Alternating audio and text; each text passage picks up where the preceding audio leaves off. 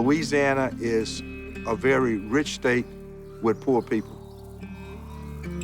In the county of East Baton Rouge, Louisiana, more than 19% of all residents live in poverty. At the same time, many of the world's largest oil and petrochemical companies are here.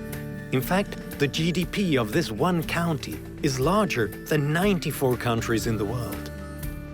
In the last 12 years, we've been a #1 or #2 state for foreign direct investment, which means more money from around the world is coming through Louisiana than almost anywhere else in the country. And you're like, okay, where is that money going? Because it's not going to me, it's not going to my schools, it's not going to my roads, so what's happening?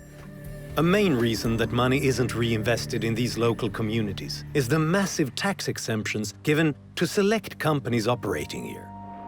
Beginning in the 1930s, the Industrial Tax Exemption Program, or ITEP, allowed select large companies to escape property taxes. The intent of the law really was to encourage manufacturers either to locate here or expand their plants and create new jobs. And the idea was that you would get the exemption for 10 years. At the end of the 10 years, then that property would go on the tax rolls. But as so often happens with government programs, after more than 80 years, ITEP exemptions were almost always approved for extension. Predictably, large petrochemical companies came to count on these massive property tax exemptions. I'd like to call to order the regular meeting for Thursday, November 15th. Unlike other states, Louisiana excluded local communities from having a say in the process. Everything was decided by the State Board of Commerce and Industry. It was just rubber stamped by the State Board of Commerce and Industry. And there was no accountability or verification of any job creation. All in favor indicate with an aye. Aye. Our local school system is experiencing a deficit. Our school teachers have not received any sort of raises for 10 years.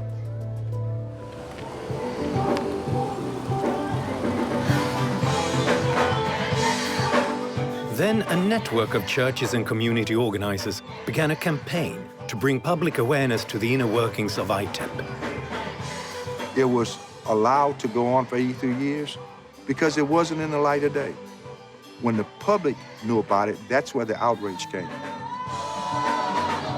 Monies that could be flowing directly into classrooms and directly into communities and community centers are somehow given as breaks to those who really don't need a break.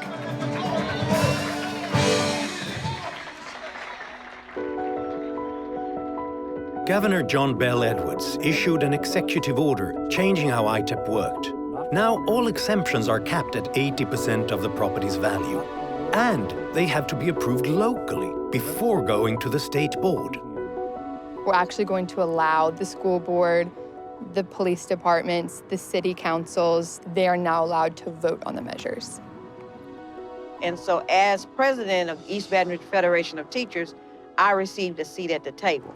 I implore you tonight to not make a decision on what's best for jobs for Baton Rouge, but what's best for the students of the East Baton Rouge Parish School System. Thank you. Thank you. Our boys and girls that we're educating today will be a part of the working community one day, and they should want to make sure that these students are ready to take on the jobs that they will need them to do. We love Exxon. I use the gas. And my wife used to work there. But it's time they put the big boy pants on and run their company based on the profits that they make. We've got to fix it. This is broke. Where do we draw the line? It's important to have these businesses, but are we sacrificing the children for that? It's not the fault of Exxon. They're doing their duty to their stakeholders. What is not okay is that our politicians and our government officials are allowing things like this to happen. In a dramatic first vote, East Baton Rouge narrowly voted against a multi-million-dollar tax exemption for ExxonMobil. Please vote. The motion failed. After hours of debate, the East Baton Rouge School Board voted down a controversial tax break for Exxon last night. It's the first time they've killed the exemption since they've had the authority to vote on the issue.